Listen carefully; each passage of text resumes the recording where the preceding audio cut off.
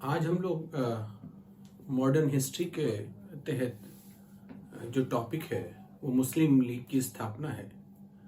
इसके संदर्भ में हम चर्चा करेंगे।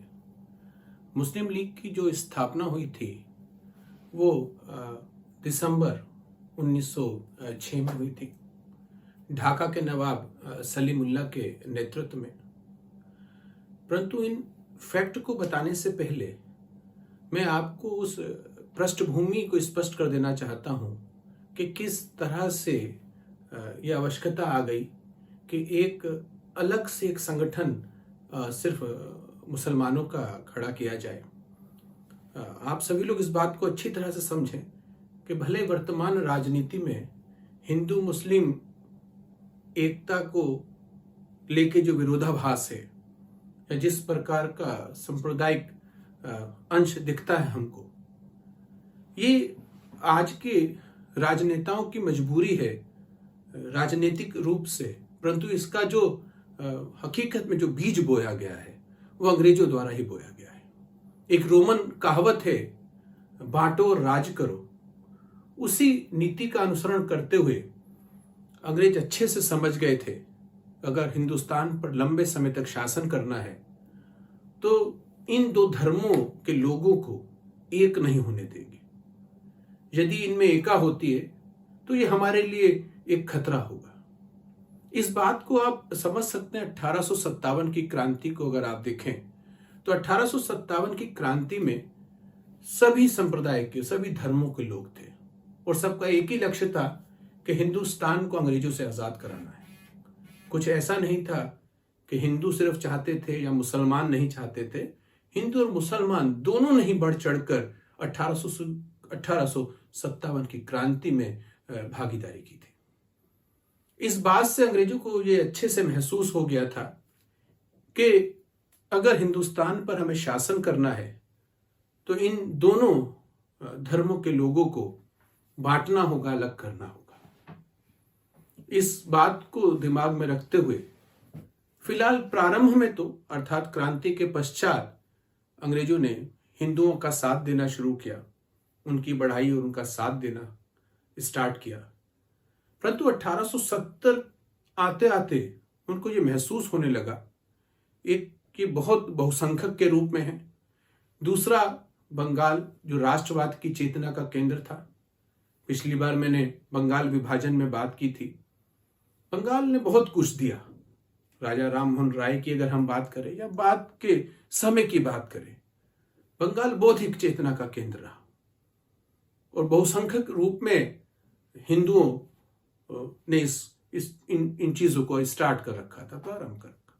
तो यहां से एक बात अंग्रेजों को समझ में आ रही है 1870 में कि इतना बड़ा बहुसंख्यक जो एक समुदाय है उसको अपने में मिलाने से अच्छा है कि जो अल्पसंख्यक मुसलमान हैं उनको अपने साथ मिला लिया जाए।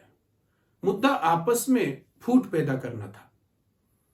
इसी के चलते 1870 के आसपास एक किताब भी आती है, उस किताब का मैं जिक्र कर दूं यहां पे कि 1872 में विलियम हंटर की बुक इंडियन मुसलमान, बड़ी स्पष्ट तौर पे उन्होंने लिखा है इस बात को कि बांटो और राज करो की नीति को सफल करना है तो आपको इन दोनों को बांटना होगा, अलग अलग करना होगा। अब अंग्रेजों ने उस समय के एक समाज सुधारक सर सैयद अहमद खां, धीरे धीरे देखिए इनकी विचार और सोच चेंज होती है, परंतु इनका असली मकसद जो था वो ये था कि मुसलमानों की बेहतरी उनकी शिक्षा के साथ जोड़कर है। अगर हम अंग्रेजों का साथ देंगे तो एक बेहतर शिक्षा हमारे जो समुदाय के लोगों को मिलेगी। अर्थात उन्होंने अंग्रेजों का साथ दिया, अंग्रेजों ने उनको अपने में मिलाना प्रारंभ किया। एक बड़े से नेता को पकड़ा जाता है ना, कुछ छोटे छोटे बहुत से लोगों को समझाने से अच्छा है कि अगर बड़ा सा कोई नेता अगर हमारी बात को समझ जाए तो बहुत से लोग उसके साथ जुड़ के आ जाएंगे। तो सर सैयद अहमद खां के साथ बहुत से लोग तो मुस्लिम समुदाय के जुड़े, पर हम ये नहीं कहेंगे कि सभी मुस्लिम जो थे वो सर सैयद अहमद खां के साथ आ गए। 1885 में कांग्रेस की स्थापना होती है, बहुत से मुसलमान जो थे वो कांग्रेस में रहे, मजबूत रूप में रहे, मोहम्मद अली जिन्ना तो बहुत समय तक 1913 तक कांग्रेस में रहे। पर जो भी मुस्लिम प्रतिनिधि या लोग जो सर सैयद अहमद खां के साथ थे, उनकी सोच ये थी कि इनके साथ मिलकर, अंग्रेजों के साथ मिलकर हमारा जो धर्म के लोग हैं, हमारा जो एक समुदाय है, वो बेहतर तरक्की करेगा, उनको सरकारी नौकरी मिलेगी, अंग्रेजी शिक्षा को जानेगा और सब कुछ अंग्रेजों के हाथ में। तो अंग्रेजों का विरोध करके हमें बहुत कुछ लाभ नहीं हो सकता, हम अपना हित नहीं कर सकते। यहां स्पष्ट होता है अगर हम अंग्रेजों का विरोध नहीं कर रहे हैं, अंग्रेजों का साथ दे रहे हैं, तो लाजमी हम कांग्रेस का विरोध कर रहे हैं, क्योंकि कांग्रेस, अंग्रेजों का साथ देना ही मतलब तो हो गया कांग्रेस का विरोध करना। हम ये ना बोले हम कांग्रेस के विरोधी हैं, परंतु हम ये बोले कि हम अंग्रेजों के साथ हैं। तो सर सैयद अहमद खान ने उस समय एक 1886 में मोहम्मदन एजुकेशनल कॉन्फ्रेंस की स्थापना की, जिसने आगे जाके काम किया है। और 1888 में यूनाइटेड इंडियन पेट्रोटिक एसोसिएशन एक पार्टी बनाई अपनी। हाँ, ये पार्टी बहुत ज्यादा काम नहीं है इसका, बट प्री के उद्देश्य से आप समझ सकते हैं, इसको बनाया। ये काम सर सैयद अहमद खां कर रहे थे, परंतु कुछ ही समय पश्चात 1898 में क्या होता है, इनकी मृत्यु हो जाती है। और ये पूरा जो खेमा होता है सर सैयद अहमद खां की, इसकी बागडोर आगे लेकर चलते हैं मोहसिन उल मुल्क। ये मोहसिन उल मुल्क जो हैं, ये अलीगढ़ कॉलेज के सचिव उस समय थे। ये सब बनाया हुआ सर सैयद अहमद खां का है, उन्हीं की विचारधारा को। और वो बेसिक विचारधारा है कि हम एक अलग जो मुस्लिम समुदाय है वो अंग्रेजों के साथ, अंग्रेजों की नीति जो है वो बांटो राज करो के तहत किस तरह से हिंदू मुसलमानों को तोड़ा जा रहा है, उसी बातों को आप समझ रहे होंगे, यहां दिख रही हैं हमको वो सारी बातें। तो अलीगढ़ कॉलेज के सचिव थे और उस समय जो प्रिंसिपल थे उस कॉलेज के, वो W.J. आर्कबोल्ड थे। W.J. आर्कबोल्ड अलीगढ़ कॉलेज के प्रिंसिपल थे। अलीगढ़ कॉलेज की जब से स्थापना हुई, ये तीसरे प्रिंसिपल हैं, और पहले और दूसरे भी अंग्रेजी थे, ये तीसरे भी अंग्रेज हैं। अब आगे क्या होता है कि जी आर्कबोल्ड होते हैं, ये इस समय शिमला में अपनी छुट्टियां मना रहे होते हैं। ये 1906 की बात में कर रहा हूं, अक्टूबर के समय की बात कर रहा हूं। और उस समय जो भारत के वायसराय होते हैं लॉर्ड मिंटो, वो भी शिमला में अपनी छुट्टी मना रहे होते हैं।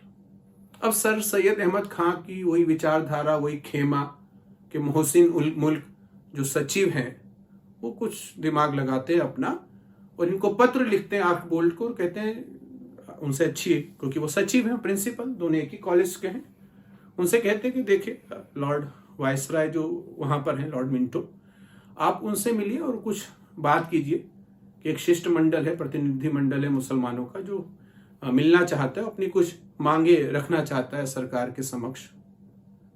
आर्कबोल्ड ने बोला कि ठीक है, जान पहचान थी। और आर्कबोल्ड उस समय जो लॉर्ड मिंटो के सचिव थे, शिमला में लॉर्ड मिंटो के भी सचिव होंगे ना, सीधे लॉर्ड मिंटो से तो मिल नहीं लेंगे, वायसराय हैं वो थे डनलप स्मिथ। ये याद रखेंगे, महत्वपूर्ण क्वेश्चन है, किसी ना किसी रूप में एग्जामिनेशन में आ सकते हैं। तो आर्कबोल्ड जो थे वो उन्होंने डनलप स्मिथ से बात की, क्योंकि इनसे इनकी दोस्ती थी, अच्छी दोस्ती थी। तो उन्होंने स्मिथ से कहा यार मिलवाओ, लॉर्ड मिंटो से मिलवाओ, हमारे कुछ कॉलेज के कुछ प्रतिनिधि लोग हैं वो मिलना चाहते हैं। तो स्मिथ ने ये बातचीत जो थी वायसराय मिंटो से करी, और मिंटो तुरंत तैयार हो गए। और मिंटो के तुरंत तैयार होते ही क्या होता है कि आगा खां, एक और नाम है जानेंगे, आगा खां के नेतृत्व में 1 अक्टूबर 1906 35 सदस्यीय शिष्टमंडल जो होता है वो किससे जाकर मिलता है, लॉर्ड मिंटो से। कहां पर, शिमला में। अब जब लॉर्ड मिंटो से शिमला में मिलता है 35 लोगों का शिष्टमंडल, तो बातचीत होती, बोले कैसे कैसे आना हुआ। तो जब भी आप किसी सरकारी महकमे में जाएं, आज भी आप इस बात को समझें, क्योंकि सरकार जो होती है वो हमारी माई बाप जैसे कह सकते हैं, सत्य है, ये जो सरकार है वही हमारा सब कुछ है। और अगर हम उसी से अपनी मांगे रखवा सकते हैं, या अपनी समस्या उसके सामने रख सकते हैं, बहुत विरोध करके समस्या सॉल्व हो, तो पहला एक स्टेप है कि हम सरकार के पास जाएं, वो अपनी समस्याओं को बताएं, क्योंकि सरकार कहे कि भाई अपनी दिक्कत तो बताओ, सीधे विरोध करना शुरू कर दिया। तो एक तरीका है, एटिकेट्स जिसे कहते हैं, सबसे पहले हम उसकी तारीफ करेंगे, अरे भाई आपका काम बहुत अच्छा है और बहुत बेहतर तरीके से इस समय राज्य चल रहा है। इसी तरह से इन्होंने ये कहा, लॉर्ड मिंटो की तारीफ करी। फिर उनसे कहा कि कुछ बोर्ड हैं, नगर महापालिकाएं हैं, इस स्तर पे मुसलमानों का प्रतिनिधित्व कुछ आप तय कर दीजिए। ये बात सच है कि हमारी संख्या कम है, परंतु हमारा महत्व बहुत ज्यादा है। आप देखिए, इस शब्दों पे जाएं कि हमारी संख्या कम है, परंतु हमारे महत्व को देखते हुए हमको थोड़ा सा तवज्जो दीजिए। अर्थात आप भी ये चाहते हैं कि एक संगठन बने, ये टूट हो, और हम भी ये चाह रहे हैं। इसलिए आप हमारी संख्याओं पे मत जाइए, हमारे महत्व पे जाइए। और जो बोर्ड हैं, जो नगर पालिका हैं, वहां पे हमको प्रतिनिधित्व दीजिए। कुछ पृथक निर्वाचन मंडल की भी बात करी गई, जो आने वाले समय में मैं बताऊंगा कि 1909 में मार्ले मिंटो सुधार के तहत जो सबसे खतरनाक पक्ष था, वो पृथक निर्वाचन मंडल या सांप्रदायिक निर्वाचन पद्धति थी। उसकी बात यहां पर रख दी गई थी, मिंटो के नजर में रख दिया गया था। और लॉर्ड मिंटो ने इस शिष्टमंडल को क्या बोला था? लॉर्ड मिंटो ने इस शिष्टमंडल को कमांड परफॉर्मेंस की संज्ञा दी थी। उनकी डायरी में लिखा है कमांड परफॉर्मेंस। समझ सकते हैं इस शब्द से भी आप कि कमांड परफॉर्मेंस किसको कहा था? लॉर्ड मिंटो ने ये 35 सदस्यीय जो शिष्टमंडल था, इसको कहा था।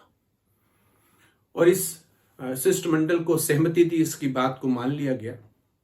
यहां पे क्वेश्चन आता है कि ढाका के नवाब सलीमुल्लाह, जब मैंने प्रारंभ किया था, ये नाम लिया था कि मुस्लिम लीग की स्थापना दिसंबर में ढाका के नवाब सलीमुल्लाह के नेतृत्व में हुई थी, परंतु इस 35 शिष्टमंडल में ढाका के नवाब सलीमुल्लाह नहीं थे।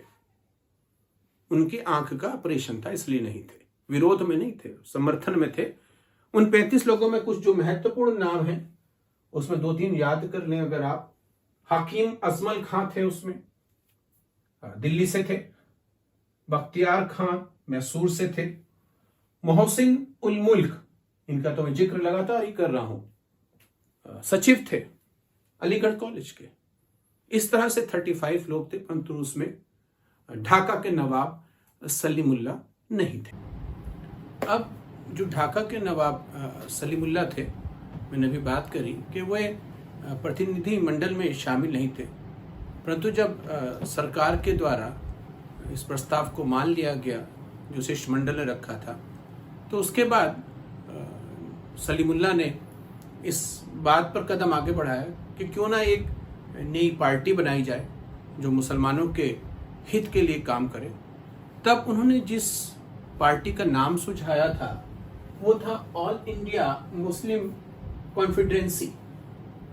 ये नाम सलीमुल्लाह द्वारा सुझाया गया था। और जो सर सैयद अहमद खां के द्वारा जो कॉन्फ्रेंस बनी थी, वो अपना अधिवेशन उसका चलता रहता था। और उसी कॉन्फ्रेंस का जो अधिवेशन था वो दिसंबर 1906 में मोहम्मदन एजुकेशनल कॉन्फ्रेंस का जो सम्मेलन था वो ढाका में हुआ। अब जो कॉन्फ्रेंस जो ढाका में हुई थी, सर सैयद अहमद खां की मोहम्मदन एजुकेशनल कॉन्फ्रेंस, इसी में सलीमुल्लाह जी ने इस नाम का प्रस्ताव रखा। उसको सदस्यों ने मान लिया। और इस कॉन्फ्रेंस के तुरंत बाद एक और सभा रखी गई जो इसी मुद्दे पर काम करेगी कि एक नई पार्टी का गठन किया जाए। जो तुरंत जो सभा रखी गई, वहां पर इस प्रस्ताव को रखा ढाका के नवाब सलीमुल्लाह ने। और उस सभा के जो अध्यक्ष थे वो थे वकार उल मुल्क। समझ गया? कॉन्फ्रेंस में बात रखी गई, सदस्यों ने मान लिया, परंतु कॉन्फ्रेंस तो मोहम्मदन एजुकेशनल कॉन्फ्रेंस थी, वो अलग मुद्दे पे बन रही थी। इसीलिए इस कॉन्फ्रेंस के तुरंत बाद एक दूसरी सभा का आयोजित किया गया। किसकी अध्यक्षता में? वकार उल मुल्क की अध्यक्षता में। यहां पर पार्टी का नाम सलीमुल्लाह ने रखा। और इस प्रस्ताव का जो समर्थन किया बच्चों, वो हाकिम अजमल खान ने किया। परंतु इसी चर्चा विचार विमर्श में यह बात भी हुई कि कोई दूसरा नाम सुझाया जाए। तब बातचीत से जो नाम निकल के आया वो निकल के आया ऑल इंडिया मुस्लिम लीग।